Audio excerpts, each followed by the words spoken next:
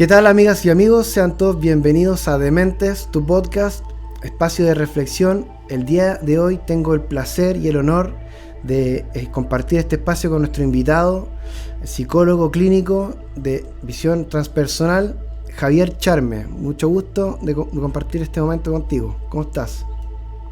Hola Tomás, muy bien. Gracias por la invitación. Qué bueno, excelente. Bueno, ¿por dónde empezar? Hay tantos temas que me gustaría tocar contigo. Contarle a todas las personas un poco sobre ti primero. Explicarles que bueno, yo te conocí en la universidad, que tú fuiste mi profesor. Y yo un poco la psicología transpersonal la conocí a través de una búsqueda personal y de conocer a Stanislav Grof. Luego llegué a la universidad donde tú trabajabas. Y ahí como al conocerte me enteré de que tú estudiaste, como eres discípulo directo del gran maestro, el padre de la psicología transpersonal, Stanislav Grof. Y bueno, cuéntanos un poquitito cómo partió este interés tuyo primero por la psicología y luego por la visión transpersonal. Los años mozos, a ver. Yo creo que mi primer interés por la psicología fue a través de los psicodélicos, la verdad. Tuve experiencias de joven que las encontré muy interesantes, muy llamativas, ¿no? Me impresionó mucho cómo se puede modificar la conciencia bajo ciertas circunstancias, ¿no? Y eso fue con lo primero que me llamó como un interés hacia el mundo interior y hacia la psicología. Y viví fuera de Chile, tuve hartas más experiencias personales con psicodélicos, siempre muy buenas, muy interesantes, y por otro lado estudiaba psicología y ya tenía un cierto interés espiritual, ¿no? En búsqueda más de una búsqueda personal, espiritual. Yeah. Y tuve la suerte que una profesora en la universidad me prestó un libro de Grof, La aventura del autodescubrimiento, y ahí se reunía todo lo que yo me gustaba, pero iba mucho más allá de lo que yo nunca había pensado, ¿no? O sea, yo siendo un jovencillo no tenía ni idea que la psicología tenía ese nivel de profundidad, ni de comprensión, ni herramientas así de potentes, ni que había una investigación clínica tan sólida por detrás de todo el trabajo en los estados ampliados de conciencia, ¿no? Claro. Entonces a los 20 llegué a la formación, hice primero un taller que me pareció increíble, la forma, la potencia, el trabajo, ¿no? Lo que me movió mucho, me pareció lo más interesante que había visto en psicología.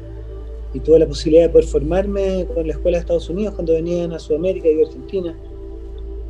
Y ahí conocí a Stan mucho más personalmente, pues lo pude traducir algunas veces y empezamos una relación que tras los años ha sido cada vez más cercana también, ¿no? Él para mí, en términos personales, lo que yo he podido crecer en mí, descubrir en mí, a través de su trabajo, ¿no? De las puertas que le entrega para abrir el mundo interior, la conciencia, de los mapas de la conciencia, en términos personales le debo, pero todo.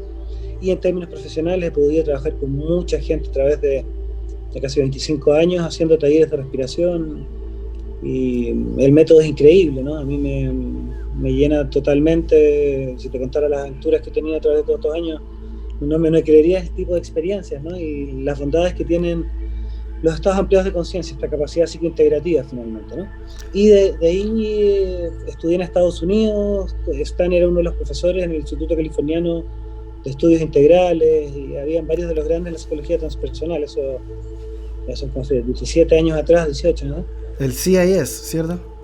CIS. Yeah. Y había unos profesores muy buenos también, estudié allá, y después de eso seguí haciendo talleres de respiración, y llegó el momento donde Stan me permitió abrir una formación acá en Sudamérica. Eso fue como el 2008, creo. Y desde ahí que he sido profesor de la formación, y gran parte de mi trabajo ha sido formar terapeutas en psicología transpersonal y en este método terapéutico que es el modelo holotrópico, ¿no? La expresión holotrópica, hoy en día también con psicodélicos, porque cubre los dos aspectos, la verdad. Claro. Y bueno, después de 10 años haciendo clases en la Universidad del Pacífico, la ex Universidad del Pacífico, y ahí tuvimos el gusto de conocernos, pues, estimado. Sí. Y eso, me dedico a eso básicamente. Ahora dedico la formación para Sudamérica, estamos en varios países y hacemos formación de terapeutas. Buenísimo. Bueno, de todo lo que tú mencionas, me gustaría agarrarme de cada uno de los aspectos. Partir, bueno, primero por hablar de de lo último que mencionaste, de que nos conocimos en la Universidad del Pacífico, y contarte de que tengo un recuerdo súper grato de ti como profesor, pero también de un momento en que en el contexto era en la biblioteca, tú eras tutor también, no solamente profesor de asignatura, sino que en el contexto de tutoría. Recuerdo que yo estaba ahí en un momento de crisis vocacional o existencial más bien, profundísimo, y te comentaba que yo quería mandar a la cresta todo porque quería como irme en busca de la espiritualidad y este mundo y el materialismo y el trabajo y la psicología aspectada a lo laboral más que al estudio, como que estaba ahí en un conflicto interno, y te decía poco menos que me quería ir a la punta del cerro y que estaba en contra del materialismo y todo. Y tú me dijiste algo que nunca me olvidé y que yo creo que fue clave, ese minuto, trascendente para mí, en el que me comentaste que, bueno, lo material y el dinero y todo también es espiritual. Me decías como grandes maestros que pueden movilizar su espiritualidad y movilizar la materia a través también del dinero y del trabajo. Y ahí como que me hizo un clic, como hizo un puente entre esta situación que estaba descendida, entre como el sentido de la vida en el sistema, de trabajar, de pagar las cuentas, de lo cotidiano, digamos, y también de lo trascendente, de la búsqueda interior, que era la razón por la cual yo estaba en la universidad. Y bueno, y gracias a ese momento, digamos, me hiciste como encontrar la paz respecto al problema que tenía, y fue como una simple intervención, y yo me alegra. Sí, bueno, y te lo comento porque que bueno esos momentos de trascendencia donde, bueno, una persona se queda a vivir en la conciencia de una persona a través de una palabra, un gesto, algún momento. Que a veces, que yo también lo he tenido, me han comentado realmente, oye, ¿te acuerdas tú? Tal momento fue importante para mí, y de repente para uno fue un momento cotidiano, y bueno, sí, uno puede ir dejando pequeñas semillas en la conciencia de las personas. Y bueno, como profe, como terapeuta, me imagino que te pasa a menudo. O sea, esa es una de las bondades del enfoque transpersonal y del camino de autoexploración de la conciencia profundos, ¿no? Que dejan unas huellas y caminos que uno puede seguir. Entonces no hay para qué inventar la rueda, porque uno se encuentra con problemas que nos encontramos todos, ¿no? Claro. Y estos problemas, justamente lo que hablabas, tiene que ver, entre otras cosas, con una dualidad muy judeo-cristiana, ¿no? Que nos enseñan que está como que el mundo material, el cuerpo, el sexo, eso es como todo, como que la cochinada más o menos, ¿no? El pecado, ¿no? Y hay que irse a buscar una cosa espiritual que es como otra cosa. Claro, como retirarse. Así, se dan cuenta que uno puede encontrar la liberación en el cuerpo, en la vida, con sexualidad y haciendo la vida normal, pero desde un punto más amoroso, más consciente, ojalá ayudando a un otro, ¿no? Claro. Entonces, de la misma forma, yo en momentos de mi vida también me vi con esa misma pregunta que te decías, ¿no? Como que dejo todo botado y me voy mejor a India, entonces yo tengo yoga y tengo todo. Y finalmente, para un occidental moderno se puede hacer mucho en este mundo, que hoy día necesitan más que nunca gente que tenga un buen corazón, ¿no? Exacto, y claro, como justamente ir a buscar a Dios al Himalaya o a los templos, y en realidad en la ciudad también es donde más se necesita la espiritualidad para integrar estos dos mundos que tenemos como bien escindidos nosotros, bien polarizados en Occidente. Como, bueno, y lo que comentabas tú de los judeocristianos, como ha ayudado a esta separación. Bueno, a propósito de lo que me comentaste tú, que esto se inició a través de experiencias psicodélicas, me gustaría que nos detuviéramos un poquitito ahí, porque a mí me identifica mucho, porque yo también partí, bueno, mi interés por la psicología antes de conocer la psicodelia, ¿no? Bueno, había, qué sé yo, probado el cannabis, qué sé yo, experiencias psicodélicas como pequeñas, pero ya cuando descubrí como psicodélico mucho más potente, obviamente no sabía lo que estaba buscando ni lo que iba a encontrar, pero me encontré con puertas que me permitieron hacer unos avances pero tremendos, de aumentar mi paz, disminuir mi ansiedad, disminuir la angustia existencial de no entender mucho de qué es lo que somos, dónde estamos, para dónde vamos, y tener ciertas experiencias muy difíciles de poder explicar en palabras, pero que sin duda te transforman en una persona mucho más feliz, mucho más consciente de ti mismo, de tu entorno, del mundo, del universo, de la naturaleza y de las relaciones con los otros seres. Y bueno, cuando me pasó esto, digamos, ahí yo me interesé yo pensé poco menos que iba a descubrir la psicología transpersonal, como que la psicología no se había nunca metido a ese campo, y después me enteré, indagando un poco, que ya estaba desde los años 60 y todo, y que tiene mucho que ver la psicodelia específicamente el LSD, con Stanislav Grof, en abrir este mundo. Pero también nos mencionaste un poco la respiración holotrópica.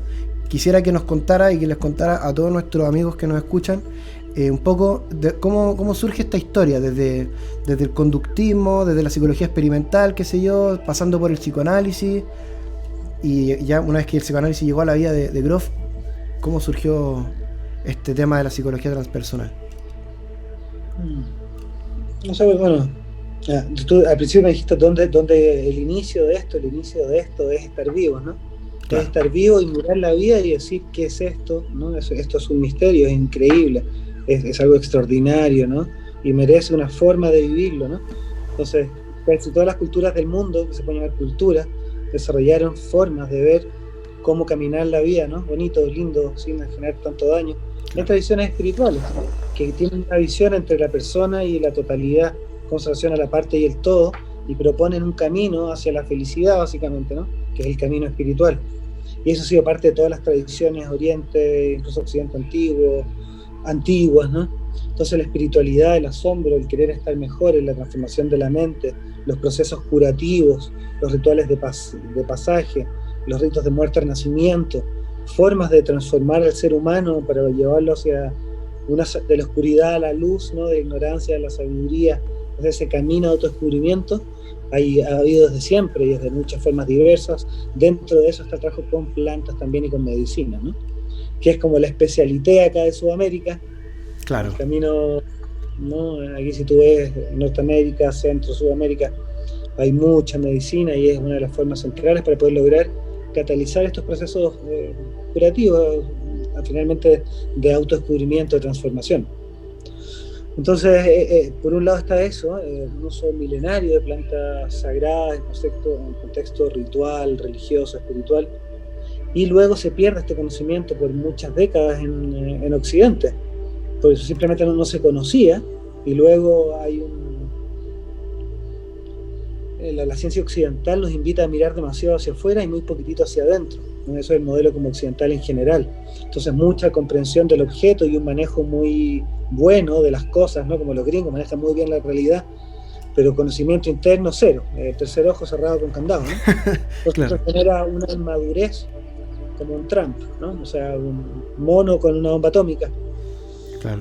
Entonces esa carencia de comprensión legítima de la verdadera espiritualidad, ¿no? Se quedó ausente en los comienzos de la psicología, tanto en el conductismo, es estímulo, caja negra, respuesta. En la caja negra no te importa. Entonces, no es objeto de estudio. ¿Qué puedes decir del alma, de la mente, del corazón si no te interesa mucho más el estímulo, la respuesta? Entonces no hay mucho que se pueda decir. Pese a que podemos entender que lo espiritual también implica estímulos más sofisticados, ¿no? Claro. Pero como modelo conceptual para entender el alma humana, la psiquis y el inconsciente no tiene nada que decir, básicamente, ¿no? Y luego está el psicoanálisis, que tuvo sus orígenes muy interesantes con Sigmund Freud y todos sus seguidores, que fue todo un camino de ir revelando ese inconsciente que está por debajo de la conciencia ordinaria y que de cierta forma la gestiona, la maneja, la tiñe, la colorea de cierta forma específica de acuerdo a tu propia historia, en este caso psicoanalista, desde que naciste hacia adelante, ¿no? La biografía. Entonces traumas por cosas que te ocurrieron, que no te ocurrieron, van determinando tu funcionamiento, se relacionan con síntomas, con patologías, etcétera, ¿no? Claro. Entonces, en este contexto, en 1954, Stan Grof estaba en Checoslovaquia comunista, después de 2 guerras mundiales, hospital de investigación psiquiátrica, clínico, ¿no? Tratando diferentes formas de comprender la psiquis humana y lograr entender la psicoterapia, trabajando con diferentes compuestos, con diferentes métodos biológicos, grupales, individuales, con diferentes test, baterías, de todo, ¿no? Y compuestos que iban llegando también para hacer investigación clínica psiquiátrica. Y en esas se descubre poco antes el LSD por Albert Hoffman en la Sandoz, Suiza, ¿no? Y entre los primeros estudios se manda a muchos lugares del mundo para hacer investigación clínica y tratar de ver de qué forma se podía utilizar. Y en ese impulso le llega al joven Stan Grof, su preceptor no tenía el tiempo para acompañar a pacientes psiquiátricos en terapia catalizada por LSD y lo empiezan ya el 54 a acompañar a personas haciéndose psicoanálisis prolongado, catalizado con LSD, ¿no? y anotando, viendo qué pasaba. También al principio hicieron todas las pruebas más como físicas, biológicas, etcétera, etcétera, y de ahí pues, pasaron más a la parte más clínica, ¿no? Y el 56 Stan se graduó de psiquiatría y ya venía, el mismo ese que ya se le estaba empezando como a poner jugosa la boca, ¿no? Porque veía las experiencias increíbles que iban ocurriendo en las personas, voluntarios, enfermeras, médicos, etcétera. Y lo primero que hizo en cuanto se graduó, porque no podía hacerlo como estudiante, fue ponerse como voluntario y tuvo su primera experiencia, ¿no? Y esa experiencia le cambió la vida, fue una experiencia increíble, espiritual, muy profunda. Y eso le mostró que su interés de estudio lejos, porque Stan ya venía aburrido con la psiquiatría, porque haciendo psicoanálisis con pacientes psiquiátricos severos, ¿no? Es muy poco lo que se puede lograr. Claro. La visión como que se decepcionó de la teoría. Claro, teóricamente fantástico, pero en la praxis clínica veía que no tenía tanto efecto. Y algo que yo leí en la mente holotrópica que decía que él sentía como, bueno, en su experiencia de LSD, él era ateo, o sea, decía como Dios en el laboratorio, que tenía una visión atea, científica, muy racional, y toda su razón se le abrió a un éxtasis oceánico, pulsars, quasars y toda la conexión con el universo completo, y ahí entendió que existe todo tópicas, ¿no? Claro. Había firmado protocolo que durante el pic de la sesión le ponían las luces estroboscópicas, que son unas luces gigantes que te van haciendo, se llama brain driving, ¿no? Manejar las ondas cerebrales con diferentes frecuencias, ¿no? Y ahí tuve esa experiencia tremenda, sí. Sí, bueno, maravilloso. Bueno, pero al igual como el LSD que llegó al mundo científico, también a los artistas, en toda esta época en la que se empezó a difundir por Sandoz, por Albert Hofmann al mundo, como para que se viera la utilidad práctica, terapéutica, el potencial sanador que tenía, también llegó a Chile, ¿no? Según entiendo, bueno, y también hay una serie de personas como conocidas que también siguieron como esta senda. Por ejemplo, Claudio Naranjo también hizo terapias con psicodélicos, y esto era sumamente normal y no tenía esta connotación como delictual o criminal que hoy en día tienen las sustancias psicodélicas. Como recordemos que, como tú mencionabas, en el pasado, ¿no? Las culturas precolombinas, que bueno, Colón y todos los demás vinieron con el cristianismo, entonces todas estas prácticas paganas eran no espirituales, entonces ahí como que hubo un conflicto, digamos, de ideológico, y digamos tuvieron esta mala reputación, estas malas prácticas que tenían los indígenas de tomar ayahuasca, de tomar hongos, ololiuqui, qué sé yo, San Pedro, peyote, bueno, y que han estado siempre con nosotros. De hecho, lo que dice Terence McKenna, como que hay una teoría de que el hombre evolucionó gracias a su encuentro como con los hongos, como del mono comió hongo y se transformó como en humano. Pero en tu caso particular, que tú me dices esta experiencia al principio, experiencia psicodélica, si pudieras contarnos un poco cuál fue tu trayectoria o tu ruta psicodélica hasta llegar a la respiración holotrópica.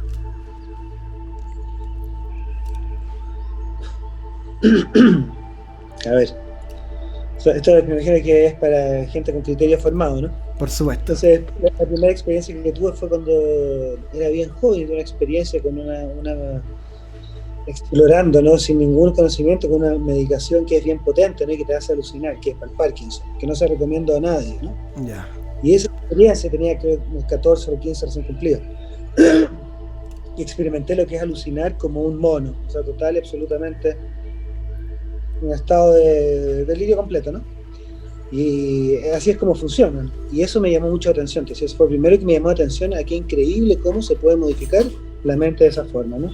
Luego al poco tiempo probé cannabis y me pareció súper interesante, lo pasaba muy bien, me reía mucho, ¿no? Y me gustó, y al muy poquito tiempo, como a los 15 también, probé el San Pedro. Yeah. Y me pareció también súper interesante, ¿no? Y tuve unas cuantas experiencias, entre esos los 17, y tenía muchas ganas de probar otros psicodélicos. Luego me fui a vivir a Sudáfrica, y en Sudáfrica conocí amigos, y entre esos amigos eran un poco mayores, y conocían más que yo de psicodélicos en ese momento, y ahí conseguí poder probar el LSD, ¿no? y tuve varias experiencias interesantes, estéticas, pero nada increíble. Nada trascendente. Nada tan trascendente, lindo, novedoso, interesante, pero no increíble. Y cuando cumplí 19, creo que fue el mismo día, ¿no? Me tomé una dosis más alta, en el cumpleaños, y estuve en una playa en África, y en esa experiencia tuve por primera vez una experiencia espiritual, cuando ni siquiera sabía lo que significaba espiritual, ¿no? Me acuerdo que al mucho tiempo un amigo sudafricano me dijo, oye Javier, tú eres una persona muy espiritual, y quedé como, ¿A qué te refieres? espiritual, nunca me lo había ni siquiera preguntado. Le dije, me imagino que sí, pero me imagino que igual que tú, ¿no? Pero bueno, en fin, y ahí después de esa primera experiencia espiritual, lo que yo sentí fue así como una gratitud, como una revisión de mi vida, pero muy rápida, ¿no? Llegar al momento presente y darme cuenta que todo eso, todo lo que había pasado, todas las formas, todos los dolores, todas las pérdidas, todas las ganancias, habían estado perfectas, ¿no? Y al abrir los ojos veo este atardecer poniéndose el sol en el agua, y fue como si hubieras visto la vida por primera vez. ¿Te has escuchado esto? Hay unas tribus en Colombia, ¿no? Donde los taitas, cuando los iniciaban, los mantenían en una cueva, pasa hasta los 3 años, hasta los 7, incluso hasta los 13 en alguna iniciación, ¿no? Y un día los sacaban y vivían por primera vez la realidad, ¿cachai? Claro. Y quedaban en un asombro continuo. Y fue algo como así, ¿no? Como ver que eso que estaba viendo, que esto, la realidad misma, era para mí Dios, que era el misterio más grande, más profundo y más tremendo que existe, y que todos los sabios, todos los místicos, todas las tradiciones están hablando de eso. Claro. Es el misterio de estar, ¿no? Y que no te lo puedo creer. Y que con la sensación de como que no te creo. Y con una búsqueda espiritual, pero así de este porte, con ganas de comerme el mundo, y había descubierto esta medicina increíble con la que nos llevamos muy bien. Desde ahí, así se hizo una vinculación con los psicodélicos en general, pero con eso en particular, de un agradecimiento, una devoción, un respeto tremendo, ¿no? Y lo probé mucho. Y estaba en muy buenos tránsitos, principios de los 90, mediados 90, y tuve experiencias extraordinarias, ¿no? De asombro, de gratitud, de comprensión, de volver a casa, de sentirte vivo, ¿no? De ver el misterio de la realidad, de asombro realmente, ¿no? De acceder a experiencias muy bellas. Y eso potenció al mismo tiempo mi búsqueda espiritual mucho, o sea, tenía experiencias místicas que no sabía ni bien definirlas, ¿no? Y eso me llevó a meterme en lo espiritual, en las tradiciones orientales, porque me interesaba mucho, era lo que me interesaba leer, ¿no? En el misticismo en general. ¿Te apasionó? Y ahí eso fue como entre los 17 y tanto, y a los 20 llegué a la formación de Grof. Y ya me había leído este libro cuando volví a Sudáfrica, y había quedado enamorado de la teoría, o sea, ese libro me lo comí. Me encantó, no podía creer que tenía respuestas 10 veces más grandes que mis pequeñas preguntas, ¿no? Claro. Y al poquitito tiempo me hicieron un pequeño taller en Santiago, pusieron avisos en muchas universidades, fue el único que llegué de esas universidades, ¿no? Y de ahí entré a la formación y así comenzó, ¿no? Pero en la formación descubrí cómo era la terapia holotrópica, ¿no? Y cómo funcionaba en realidad. Y claro, a esas alturas yo ya había tenido hartas experiencias psicodélicas, creía que ya entendía más o menos cómo funcionaba la cosa, ¿no? Volví a casa relativamente luego, había acompañado a mucha gente del joven loco, ¿no? Y cuando tú te cambias a otra metodología de trabajo, que es con dosis muy superiores, en un contexto mucho más específico y en un viaje hacia adentro vertical, fue como comenzar de cero. O sea, fue como si no haber partido en pañales, no he entendido. Ni siquiera había, en toda esa experiencia increíble, que creí que me había avanzado algo, no había visto nada, la verdad. Porque ahí sabes el mundo interior y entras en otro nivel de autoexploración, ¿no? Entonces ahí a los 20 y poco, 21, tuve mi primera experiencia así psicodélica full, en un contexto, cuidado, con dosis alta, y claro, ahí me volví grofiano totalmente. Claro. Y cuando tú revives tu nacimiento y horas, y luego sesión tras sesión, a través de los años, y luego acompañas a miles de personas del mismo proceso a través de décadas, ¿no?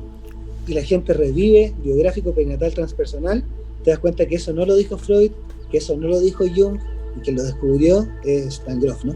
Entonces, mi respeto hacia su trabajo, porque es el mapa más detallado de la conciencia que existe hoy en día en el planeta, lejos, y el método más potente, más interesante, más efectivo para la psiquiatría y la psicología. Claro. Y eso aún no se ha descubierto porque hablar de estas profundidades, cuando alguien no ha ido, se vuelve una creencia. Claro. Entonces, con muy poca gente ha ido, es como hablar como un loquito, que te cuento, ¿no? Y es como ya, este creerá, será fanático, él cree que, ¿no? Pero así es la cosa, lo que muestra la investigación clínica realizada por Stan, con cerca de 4.000 sesiones psicodélicas que él acompañó de forma individual, primero en Checoslovaquia, luego en Estados Unidos, ¿no? Claro. Muestra claramente que el inconsciente humano es mucho más vasto de lo que se creía, que tiene estas dimensiones perinatales del registro de la gestación y el parto, y que es no menor, sino que es el gran primer macrotrauma que experimentamos, ¿no? Es el comienzo de la separación, de la individuación, y sostiene en buena medida la dualidad y gran parte de los dualismos que sostenemos en la vida, ¿no? Entonces es un tremendo temazo que sostiene mucha energía intrapsíquica, que tiñe cómo nos sentimos, cómo vemos el mundo, cómo nos comportamos, nuestra estrategia vital, etcétera, ¿no? Y que más encima de eso se abre a dimensiones más profundas de la conciencia, que son del inconsciente colectivo o transpersonal, como bien había visto Carl Gustav Jung, pero aún mayor. Claro, es como entonces, un paso más allá. En ese punto la investigación de la conciencia muestra que la conciencia no es una secreción cerebral, ¿no? Producto de una complejidad neurológica, sino que la conciencia es algo que está en toda la vida, en toda la existencia, probablemente desde el átomo hasta la célula y de ahí hasta las galaxias, ¿no? Y nuestra conciencia está rasgada de esa conciencia mayor, ¿no? Somos parte de una conciencia y de alguna forma contenemos el reflejo de esa totalidad en nuestra alma, en nuestro corazón, nuestro inconsciente, supraconsciente, el mundo interior. Como es arriba, es abajo, como es afuera, es adentro, un microcosmos dentro de un macrocosmos. Sí. Y que ese camino espiritual de autorreconocimiento como parte de esa totalidad es esencial para lograr la salud mental. Que gran parte de los síntomas son un estancamiento de un proceso de finalmente despertar espiritual, así en 3 palabras, ¿no? Claro. Wow, qué interesante de lo que nos cuentas, porque, bueno, me llama la atención de que un joven, tan joven como tú en esa época, tenga interés en cosas tan trascendentes. Si miramos hoy en día, y bueno, sin ser peyorativo, pero la sociedad como es ahora, los cabros a los 15 años están en otra, quizás preocupados del reggaetón, qué sé yo, por decirte, y poco, bueno, en la dopamina tecnológica de estar ahí atrapado en la materia, digamos, y en la droga digital, pero de poco de desarrollar un espacio interior. Y bueno, pienso que esto se relaciona un poco con el tema de que del trabajo de Christina Grof con Stan, de que hay gente que busca la espiritualidad y a otros que le ocurre accidentalmente si no lo piden, y la psiqui de repente se abre a cosas transpersonales, digamos, forzosamente, y que nosotros podemos de repente mal catalogar como enfermedades psiquiátricas que requieren anestesia o dormirse para no expresar estos síntomas que son justamente un producto de su desarrollo espiritual, ¿cierto? De las emergencias espirituales que denominan. ¿Qué nos podrías contar un poquitito sobre eso para que la gente entienda también esta parte? Dentro del trabajo grofiano, de la psicología transpersonal grofiana, hay una recomprensión de la psiquis, de los niveles del inconsciente y de psicodinámica, ¿no? Y eso muestra cómo se construye la psicopatología.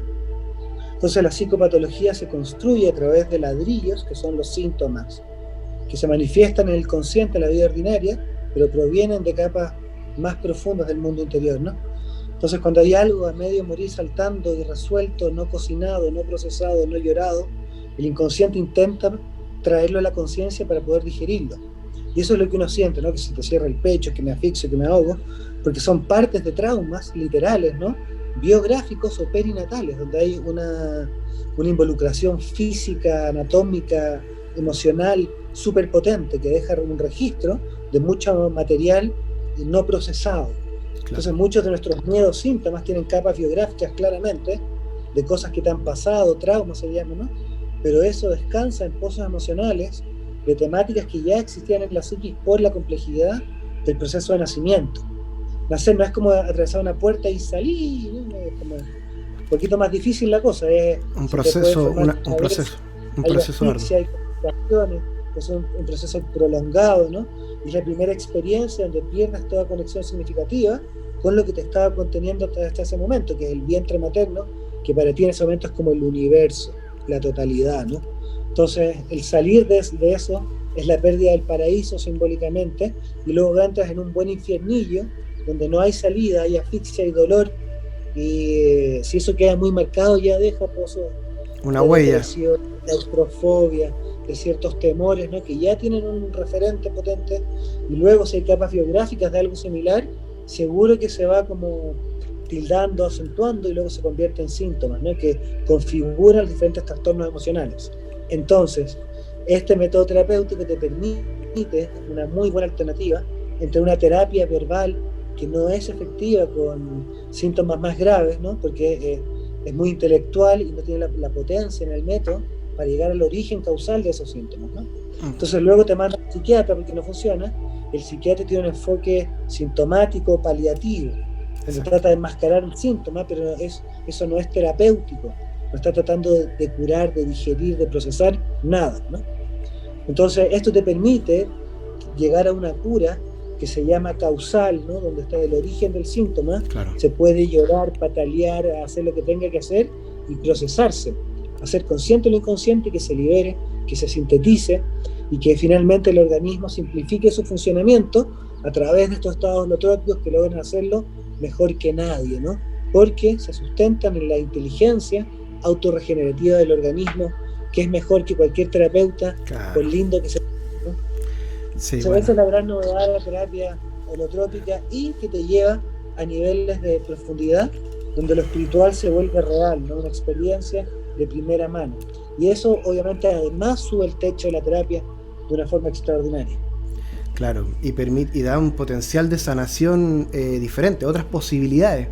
De repente, no sé, una persona puede ya entender de que tuvo un problema en el vientre de su madre y lo entiende a nivel intelectual, pero su vida no cambia en nada.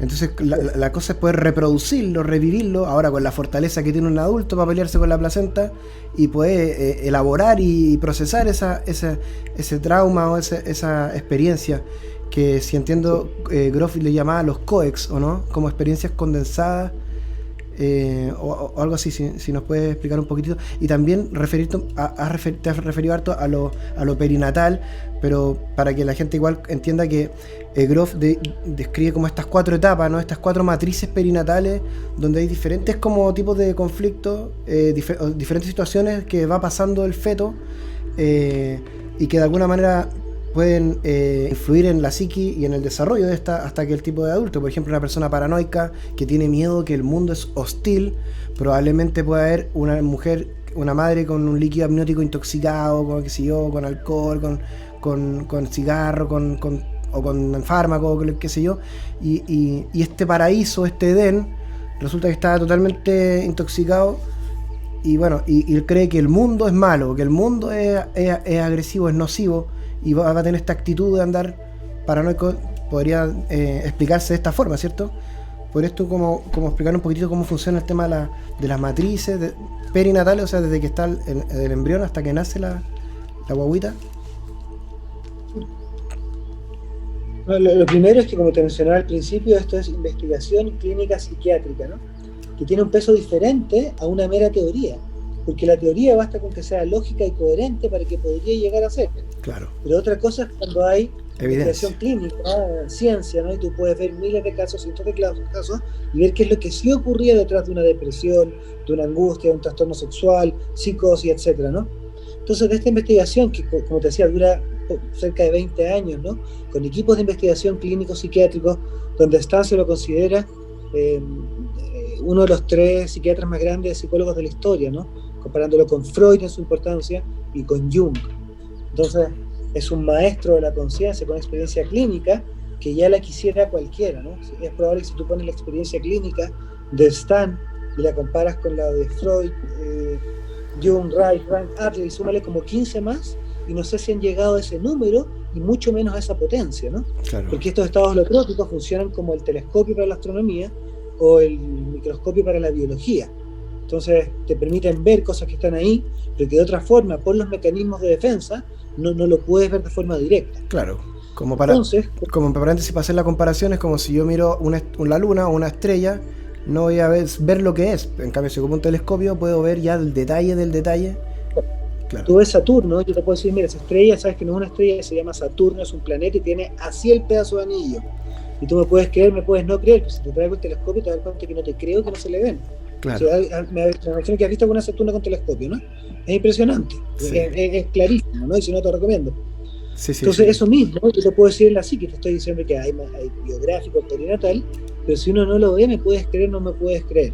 Pero, si se cataliza la psique en estado holotrópico, con respiración, con psicodélicos, a veces en crisis espontáneas, ¿no? Y se abre el inconsciente, lo que sale es primera capa, es material biográfico, recordatorio analítico de tu vida. Desde que naciste hasta ahora, capas traumáticas que tienen emociones no digeridas o irresueltas.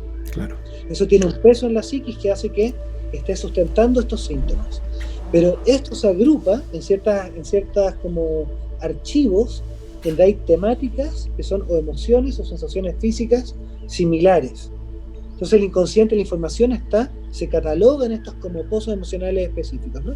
Ya. Eso es un coex a nivel biográfico. Esos son los complejos que llamaba Jung, ¿o no? Se asemejan al complejo, pero se diferencian también, porque Jung nunca entendió lo perinatal, que fue su grandísimo error, ¿no? Claro, porque él describía como, bueno, este inconsciente personal, como el inconsciente freudiano, digamos, el inconsciente del yo, de que ahí habían ciertos complejos, como por ejemplo el padre, y todas las asociaciones que existían respecto al tema del padre, que puede ser diferente del padre del vecino, que tiene un significado de padre distinto.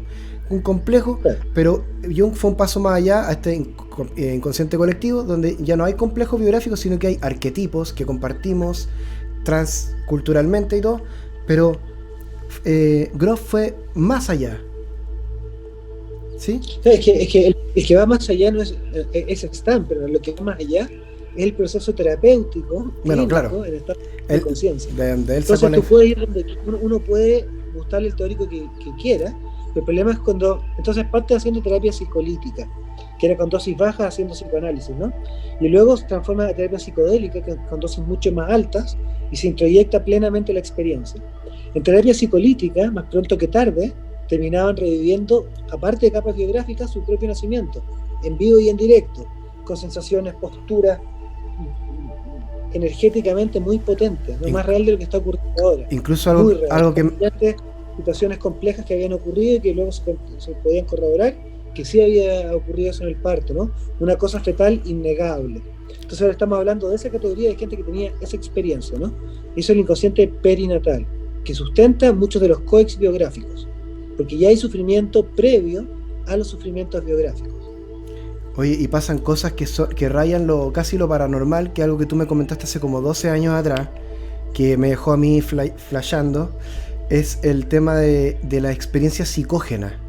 Por ejemplo, alguien que haya tenido una intoxicación con anestesia, ponte tú, creo que ocupaste este mismo ejemplo, algo así, y que la gente que estaba ahí incluso podía sentir el olor a la anestesia. Como que hay gente que a veces le aparecen las marcas de los forceps, por ejemplo, diferentes marcas en el cuerpo. O sea, la imagen, el recuerdo del parto está grabado a nivel orgánico, ADN, celular, HD 4K, ¿no? Y cuando la persona está en profunda regresión, tú puedes hacer incluso reflejos como reflejos de Babinski. Hay reflejos que muestran que los niños abren los dedos en vez de flectarlos, por ejemplo, y estos ocurren en el estado regresivo. La persona toma la posición, te sientas con la cabeza grande, el cuerpo chico, y está ocurriendo en vivo y en directo, poderoso, poderoso, poderoso. Esta fuerza es la fuerza que está en toda la psiquis de las personas y sustenta gran parte de sus dificultades, miedos, angustias, dolores, miedos de separación, etcétera, ¿no? Y la irresolución personal, en el sentido de que nacimos físicamente, pero no hemos terminado de solucionar este tema emocionalmente. Claro. Y por eso sostenemos muchas cosas, por eso falta un proceso de muerte-renacimiento, muchos de ellas, ¿no? Donde se va ampliando nuestra identidad y nos vamos sanando de todas estas cosas irresueltas, biográficas, perinatales, incluso hasta transpersonales. Claro, es como lo que se refería Timothy Leary de la muerte del ego, ¿no? O también que el budismo habla como morir el ego para renacer en mayor conciencia, una transformación. Así es, este es un tema gigantesco, el tema de la muerte y renacimiento, es probablemente el proceso central en la psique del ser humano, es el papá arquetipo. Claro. Estamos todo el tiempo en eso, ¿no? Una transformación de un Brahma Shiva destruyéndose y esta homeostasis, este Vishnu que preserva todo, pero seguimos siendo la misma alma, pero que morimos y renacemos y que tanto repelemos las crisis, escapamos del dolor, pero subestimamos el poder transformador que tienen y que, bueno, son justamente esas muertes las que nos implican renacer. Bueno. Y todo eso se basa, se fundamenta en un proceso que quedó grabado porque moriste al estado fetal, que eres como un órgano de tu madre, no estás totalmente dependiente, y mueres ese estado y surge a un estado donde respiras, defecas, orinas, ¿no? Respiras por ti mismo y es el comienzo de la individualidad. Entonces esa marca deja un tremendo pedazo de huella que nos marca mucho, ¿no? Por eso no solamente ampliar el mapa, sino que con el método más potente accedes a ese territorio y el acceso en sí mismo es la sanación también. Claro. Bueno, me apasiona mucho, Javier, esto que estás hablando y me gustaría poder como que tú nos contaras, bueno, lo tuyo personal, también un poco lo de Grof, cómo derivaron desde los psicodélicos a la respiración holotrópica. ¿Qué tienen en común? Yo sé que un poco el tema de los patrones respiratorios, de cómo evocamos de alguna manera ciertos procesos como orgánicos para poder abrir el portal y poder empezar a trabajar ese material. ¿Qué relación hay entre la psicodelia, digamos, endógena, o sea, exógena, de algo que yo puedo tomar, versus estos procesos espontáneos que uno puede llegar a tener, y también de catalizado ya en un contexto terapéutico con la respiración? También como pranayama, podríamos decir. Sí, bueno, el metamarco, el tema paraguas, el título son los estados holotrópicos, ¿sí? Ya. Los estados holotrópicos son más que la respiración, más que los psicodélicos, más que las crisis psicoespirituales, más que cualquier tipo de catalización específica que tú hables, ¿no? Porque cualquier catalización del inconsciente, el setting correcto lo que hace es que disminuye los mecanismos de defensa y permite que surja, que se abra el inconsciente, el alma, el mundo interior, ¿no? Que se abra la introvisión si es que lo llevas de esa forma, ¿no? Entonces, ese es el tema común. Y esto ha ocurrido en el ser humano desde que es humano, hasta los monos, hasta hay muchos animales que exploran diferentes estados de conciencia. Sí. Muy probable que el primer protohumano que se comió unos hongos psicodélicos tuvo el tremendo viaje, ¿no? Y lo más probable es que después agarró un puñado y se lo llevó a su amigo, ¿no? Y ahí empezó la autoexploración psicodélica, probablemente. No, es que ese protohumano comió hongo por hambre, o sea, comió mucho, porque estaba muerto de hambre, o sea, se encontró con los hongos, los comió y debe haber tenido el viaje de días, quizás, no sé. Es probable, y probablemente le encantó. Y así se conversaron. Lo que te quiero decir con esto es que hay muchas formas de abrir el mundo interior, de hacer este proceso de llegar hacia el mundo interior y poder sanarnos, ¿no? Y esos procesos se llaman tecnologías de lo sagrado. Involucra un abanico súper amplio de formas para poder abrir el mundo interior, que van desde desangrados, trabajos acústicos con sonidos, con tambores, con palmas, etc. Luego aislamientos, ayunos, y llevar el cuerpo a un límite a través de temperaturas, de danzas prolongadas, de movimientos repetitivos, etcétera, ¿no? Y dentro de eso está también el uso de plantas enteógenas psicodélicas, ¿no? Son medicinas que logran de una forma tremendamente efectiva hacer esta apertura del mundo interior, y por ende son muy benévolas, pero también en un contexto inadecuado, sin comprensión, pueden ser bastante peligrosas. Claro. Porque tienen la capacidad de abrir el inconsciente a niveles muy profundos de una forma muy abrupta. Entonces tienen que ser tratados como las medicinas sagradas que son, como se han tratado a través de los siglos por las tradiciones antiguas que los veneran y que los tratan como las medicinas que son, ¿no? Claro. O sea, hay mucho que aprender de eso también. Y después la podemos traer a un contexto más moderno, pero hay ciertos elementos de sacralidad, de respeto, de que tienen que estar ahí, ¿no? Porque son medicinas de las más potentes que hay en el planeta, ni más ni menos, ¿no? Entonces parecen ese tipo de preparación, ese tipo de respeto, ese tipo de contexto. Sí, bueno, eso es muy importante porque, bueno, yo creo que todos tuvimos mucha suerte de partir probando, experimentando, intuitivamente, instintivamente, quizás también en otras ocasiones, y la suerte de no morir en el intento, porque hay gente, bueno, más que la sustancia en sí, de toxicidad, que la mayoría necesitan cantidades grotescamente grandes para poder tener un problema de ese tipo. Pero sí, por ejemplo, sí. Algunos de los psicodélicos en general, la mayoría no lo tienen, ¿no? Claro. Y aquí pondría de lado la mescalina, que mescalina en dosis muy altas sí ha causado muerte, ¿no? Pero en cuanto a la psilocibina LSD, es muy difícil, tendría que ver con psilocibina por los ángulos una toxicidad hepática muy alta. Con LSD prácticamente no existe, no hay casos de muerte reportados por sobredosis de LSD. Entonces esa es una de sus bondades. Y esto es diferente a toda la rama de anfetamínica. Por ejemplo, el MDMA. Y MDMA, MDA, que sí tiene un impacto en el sistema cardíaco, cardiovascular, que tiene otro tema, ¿no? Entonces eso es diferente. Deshidratación. Y por ende también tener cuidado físico, psicológico, ¿no? Claro. Hay que tener, pero bueno. O sea, en síntesis, hacerlo de una forma responsable, bueno, por ejemplo, en el caso del MDMA, que también se ocupa en MAPS, ¿no? La Asociación Multidisciplinaria de Estudios Psicodélicos, el potencial que tiene sobre el efecto del estrés postraumático, etcétera. Explicar que es un entactógeno que trabaja más con los afectos, con la empatía, pero que claro, que como tú señalas, tiene un efecto fisiológico bien potente, igual en el corazón, en la deshidratación, y gente que lo ocupa en la fiesta con alcohol o con cocaína o con trasnoche y no tomando agua, eventualmente podría tener alguna complicación, pero dentro del margen de la responsabilidad, es decir, en un setting preparado con un propósito específico, son sustancias seguras, mucho más de lo que estigmatizadas socialmente están. Y bueno, que ahí podemos hablar como por ejemplo el alcohol y todo, que genera muerte por accidente de tránsito, y la cultura. ¿Sabes con esto que dicen? Es que no es que sean sustancias seguras, ¿no? Es que son herramientas sagradas, ¿entiendes? Claro. Entonces, una herramienta es como un cuchillo. El cuchillo no es seguro ni inseguro. Depende del uso que tú le des, si puedes matar a alguien o puedes hacer una operación, ¿entiendes? Claro. Con la misma cuerda que te puedes ahorcar, puedes amarrar un bote. Entonces, estas medicinas sagradas requieren un nivel de trabajo, de pulcriedad, de formación y de respeto muy alto, porque claro, dan para abuso también y maltrato, y hay muy poca gente que realmente tiene una preparación personal, clínica, psicológica para sostenerlos de esa forma, ¿no?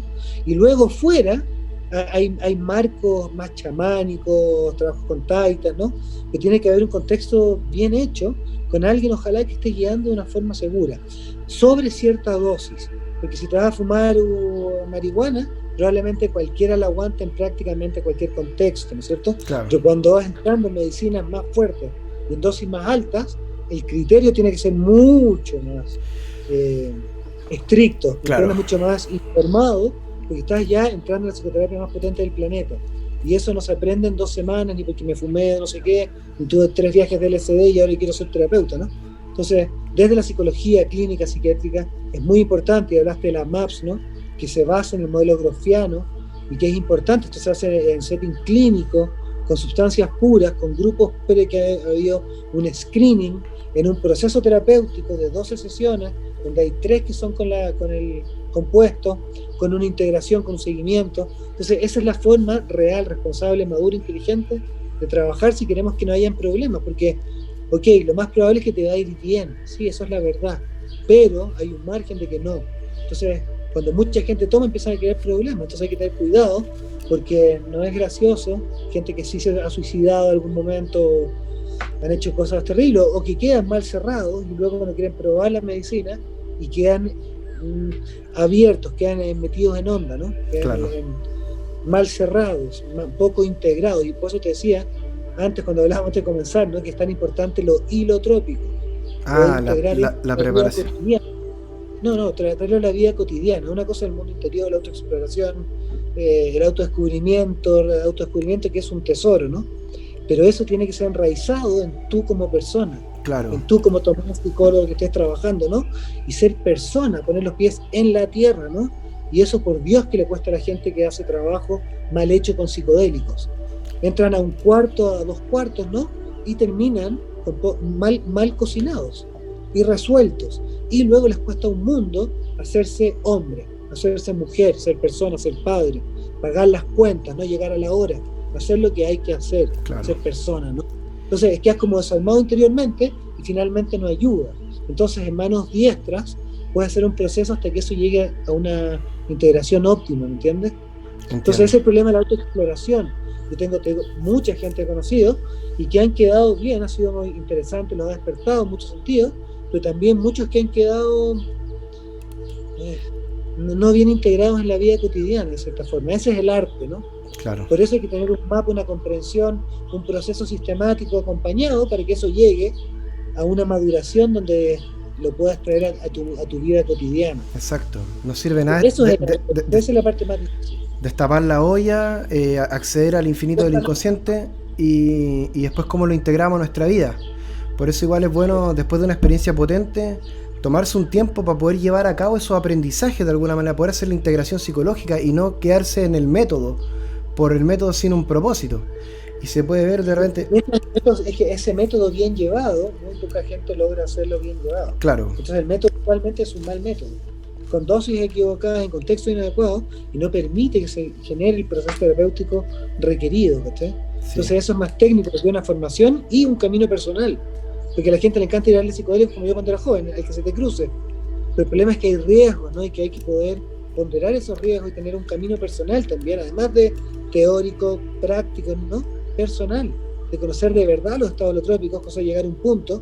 Lo que uno puede compartir es un camino, pero mucha gente quiere saltarse ese camino y quiere ser o maestro espiritual o psicodélico sin hacer el camino personal, ¿no? Y ese es el problema también de la psicología transpersonal, que para entender lo transpersonal tienes que comprometerte en una búsqueda personal a través de años y décadas. No es algo que vas a entender en 10 minutos, la verdad. Entonces, gente que tenga lo que tú decías al principio, se dé el tiempo, entienda la gravedad del problema, ¿no? Lo bruto que somos, y luego tenga un buen camino a través de los años, se va achicando los grupos. Por eso encuentras poca gente realmente madura, con un camino serio, con una buena escuela dentro de lo transpersonal en general. Claro. Y que los hay, ¿no? Pero escasean más de lo que sobran.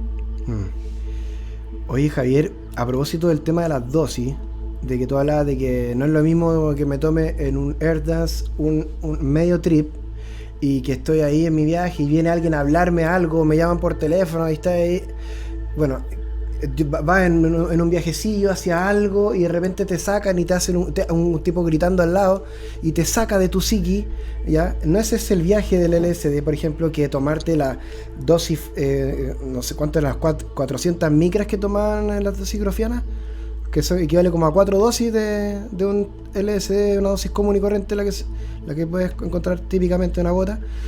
Bueno, y ahora este mundo, que a mí me llamó la atención mucho, un podcast que escuché de Karina Malpica, que hablaba de la microdosis, que está muy de moda en Silicon Valley, o los CEO de las grandes corporaciones y empresas estadounidenses, donde ocupan la microdosis, que vendría siendo como la 10ª parte de tu dosis activa. O sea, es decir, si tú con 2,5 gramos de psilocibina de hongo tienes ya tu viaje, bueno, la 10ª parte, o sea, 0,25, que no es... De hecho sería, o sea, de 100 micras se usa entre 8 y 12, que son como 10 microgramos, ¿no? Que sería un décimo de una gota de un papel, algo así. Sí, son microdosis, eso es otra línea de trabajo. Claro, y cómo... Para mí es mucho menos interesante, pero hay algo ahí también. Sí, de que funcionan como para aumentar el potencial creativo, bajo lo perceptual, no van a lo ocupan para trabajar, digamos. Te ayuda un poco, ¿Cómo? te ayuda un poco, te mejora la atención. Claro. Bueno, interesante igual que gente como más, podríamos decir, más no conservadora, pero del mundo más de la productividad, digamos como no preocupado de la misticidad, de la espiritualidad, o están ocupando también estas herramientas como para esos otros fines. Pero evidentemente que las dosis transformadoras, o bueno, en el contexto que corresponde, como antes señalaba.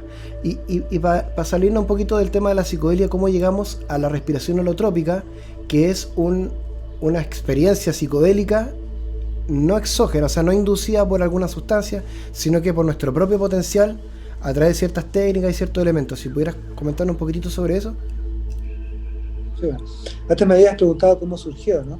Y dentro de la terapia psicodélica, a veces la gente espontáneamente hiperventilaba y decían que habían entrado más profundo, ¿no? Entonces luego, con esa observación, si la persona iba cerrando la sesión, porque con trastorno emocional grave, ¿no? Puede tomar muchas sesiones, incluso una persona normal, atravesar tu parto, pueden ser decenas de sesiones con dosis altas, ¿no? Esa es la magnitud de la cantidad de material traumático que hay ahí. Claro. Entonces, cuando en una sesión específica no iba cerrando bien, le pedían a la persona que hiperventilara, entraba más profundo y eso ayudaba a que cerrara el proceso. Y después también observado que gente tenía bloqueos en el cuerpo y decía, empújame acá, los empujaban, hacían un trabajo corporal y se amplificaba y muchas veces se resolvía también, ¿no? Entonces, con esas observaciones, después Stan se va a vivir a Salem, donde es invitado a vivir 13 años escribiendo, ¿no? Salem en Estados Unidos. Sí, el Instituto de Salem. Ya.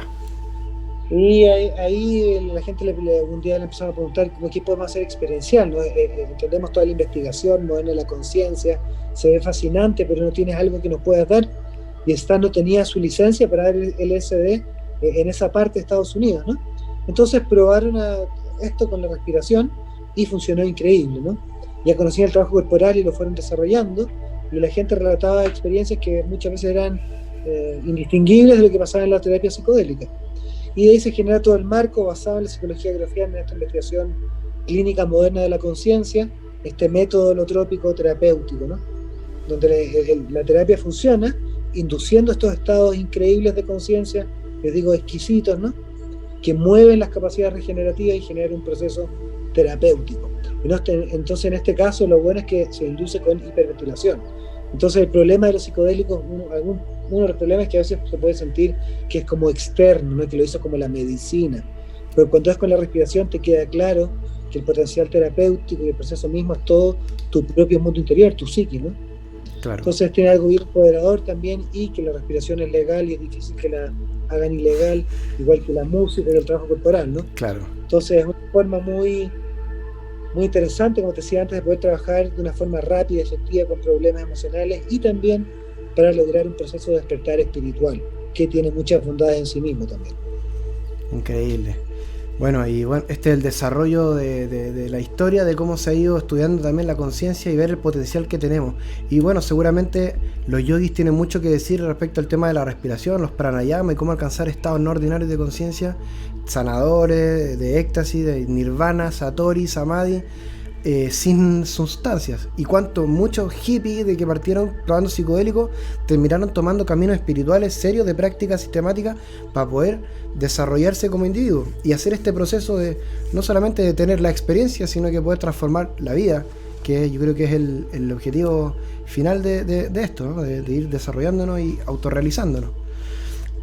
Javier, igual obviamente no son una cosa o la otra, ¿no? Claro, o sea, una cosa es el trabajo en estados trópicos de conciencia, con todas las bondades que ya venimos hablando, y luego están las bondades de tener un camino espiritual, donde hay una comprensión de cómo no equivocarte tanto en la vida, ir sembrando bonito, más técnicas meditativas para poder tener la mente un poco menos como un mono loco. Claro. Entonces, además de eso también hay un aspecto de psicoterapia, que por Dios que puede ayudar a mucha gente, ¿no? Un trabajo más específico dirigido a temáticas concretas, que pucha que ayuda. Entonces esas tres cosas yo creo que son una muy buena receta para una persona como tú, como yo, y en las dosis que sean necesarias para cada uno, pero a cualquiera le caben estas tres patitas un buen poco para mí. Sí, quiero ser feliz, ¿no? Sí, de todas maneras. Y no necesitas nada, como decía un maestro el otro día. Claro, mira. Oye, Javier, y bueno, en tu camino y en tu experiencia, ¿qué piensas tú de el trabajo, por ejemplo, de respiración en psicodélico? ¿Es posible o es un exceso o innecesario? Es posible, pero es necesario, porque si ya estás en ese tipo de contexto, es más fácil subir la dosis y puedes subir exponencialmente la experiencia. Ahora la cosa es que realmente tengas la comprensión, la compañía, el lugar y el entendimiento de lo que estás haciendo, porque si lo haces mal hecho, pueden haber riesgos de manejo no menores, compadre. Claro. Entonces ese es el tema, ¿no? Para llegar a esa situación deberías tener una comprensión psicodinámica, psicológica, clínica, no menor. Esa es mi experiencia, ¿no? En mi camino llegué a eso ya teniendo estos mapas de la conciencia, entendiendo psicodinámica, que es diferente, si no es como que te diga, tírate a hacer a las deltas, sí, salta nomás. Claro. Salta nomás. No, o que te pase, quería hacer kitesurf, sí, agarra la barra, no. Claro. Hay un camino, una comprensión, porque cuanto más profundo llega lo que estás trabajando, La técnica requiere una visión y un método, ¿me entiendes? Para poder llegar. Entiendo. Es como, si quieres subir el Himalaya, no es ya, agárrate una polera y nos vamos para arriba. Equipo. Tiene que ser un proceso Conocer la ruta. muy específico, en cierto contexto se puede hacer, y hay muchas cosas que hay que prevenir, y si las previenes tienes muchas más posibilidades de que todo ocurra bien. Si no sabes eso, te tiras a poto pelado a subir el Himalaya, tienes muchos riesgos de que ocurran dificultades, ¿no? Entonces, si no tienes ese conocimiento, camino gradual. Claro. Esa sería mi humilde última recomendación, ¿no? Sí. Oye, Javier, y como para ir cerrando, algún tips, algo que compartir a la gente que no conoce tanto de psicodelia y todo, porque lo puede estar pasando mal con esta nueva forma de vida que aumenta la ansiedad, la incertidumbre, la angustia, el distanciamiento social. ¿Alguna...? Si ya están mal, no sé si les recomendaría hacer en la mitad de la pandemia trabajo psicodélico ni holotrópico, ¿no? Porque no es el contexto óptimo, y más si ya le estáis pasando mal. Claro. ¿No? Cuando pase la pandemia, sí les recomiendo mucho. Lo primero, camino gradual, partir por unos buenos talleres de respiración holotrópica. Si quieres conocer los estados holotrópicos en un setting, preparación realmente informada, guiado por alguien que sepa lo que está haciendo. Esa es una buena forma de partir, ¿no? Varias de esas le caben a cualquiera, se los doy firmado, ¿no? Y es un método seguro, muy elegante, muy bien hecho, establecido dentro de la psicología y psiquiatría, con comprensiones muy profundas y herramientas para ayudar a alguien que lo esté pasando mal, ¿no? Eso recomiendo sin duda. Y luego hay lugares en el mundo donde ya es legal el uso de diferentes compuestos psicodélicos. Y en esos lugares ya hay ciertas formas de poder trabajar con ellos, desde clínicas con iboga en México, Brasil, Estados Unidos, por ejemplo, lugares que se puede trabajar con ayahuasca en diferentes partes del mundo. Hoy día mismo en Oregon creo que descriminalizaron la psilocibina, ¿no? Entonces, dependiendo de las posibilidades legales, administrativas, se puede acceder también a trabajo psicodélico, pero es un poco más delicado. Y si no, ya está en la autoexploración personal, donde infórmese, ¿no? Antes de hacer las cosas. Exacto. Y ojalá tener un hermano mayor que te acompañe, que te guíe en un lugar adecuado, con las dosis adecuadas, en un contexto óptimo, que es lo ideal, ¿no? Así te ahorras muchas dificultades. Excelente. Bueno, Javier, a la gente que le interese el tema, por ejemplo, de la respiración holotrópica y te quiera contactar, bueno, yo los invito a todos a que visiten www.respiracionholotrópica.com. Cuéntanos un poquito sobre el sitio, sobre con quién trabajas tú y qué ofrece, digamos, el sitio y un poco tu trabajo. O sea, en realidad el sitio lo que ofrece es el trabajo de Stan Grof, ¿no? Y yo de lo mío le asumo muy poco al trabajo, la verdad no tengo nada que aportarle, porque Stan Grof es un genio, un maestro de la conciencia, como te decía, y el método es su trabajo, que es el fruto de esta investigación clínica, que es la investigación moderna de la conciencia, y es el trabajo, la metodología holotrópica, es psicología grofiana, con su método que es la terapia holotrópica. Y hoy en día estamos formando en respiración holotrópica, y también estamos abriendo una línea de formación psicodélica, por la necesidad mundial de que hay de traer este conocimiento grofiano, que es el mayor investigador psicodélico por lejos, ¿no? Y poder unirlo a la investigación clínica y a todo lo que se está presentando como posibilidades hoy en día para mucha gente, ¿no? Porque la investigación clínica psicodélica hoy en día está mostrando súper buenos resultados. Entonces lo que hacemos es formar terapeutas en psicología transpersonal y en este método terapéutico que es muy interesante y lo recomiendo mucho, ¿no? Es un trabajo donde cuando tú trabajas en estados holotrópicos, es raro que el trabajo no sea increíble, interesante, profundo, transformador. Llama la atención cuando no ocurre. Que claro. Es justamente lo contrario de las terapias tradicionales. Claro. Es justo al revés de lo tradicional que llama la atención cuando algo ocurre increíble, ¿no? Acá lo normal es que los procesos sean muy efectivos, profundos, interesantes, ¿no? Porque los dirige el organismo mismo, la inteligencia autocurativa. Entonces eso lo hace más rápido, más efectivo, etc. Entonces en esa página pueden encontrar, tenemos cursos de formación con Stan mismo, la formación que son muchos módulos para ser terapeuta en psicología transpersonal. Y es súper interesante, ¿no? Para mi gusto es ir de 20 años para adelante en vez de ir 10, 15, 20, 70 para atrás con otros enfoques, otros modelos para mi gusto. Sin duda que es la psicología del futuro. Bueno, Javier, agradecerte enormemente tu tiempo, tu buena onda, tu conocimiento, poder compartirlo a gente que le pueda interesar el tema, que pueda estar de repente pasándolo mal y poder entender de que hay muchas más formas de poder explicar esto de forma mucho más profunda, bueno, de que, como tú dices tú, de ir como caminando bonito en el mundo. Es importante hacernos cargo de nosotros mismos, de autocuidarnos, de sanarnos, ¿ya? No somos responsables de la crianza ni de la biografía que tenemos, pero sí de qué hacemos con nuestra vida y las decisiones que tomamos. Y bueno, para mí es un honor haber compartido este momento contigo, que te admiro mucho y que bueno, que Gracias. valoro mucho tu trabajo. Así que eso, no sé si... Gracias a ti por esta instancia y ojalá que esto le sirva a alguien de alguna forma. Excelente.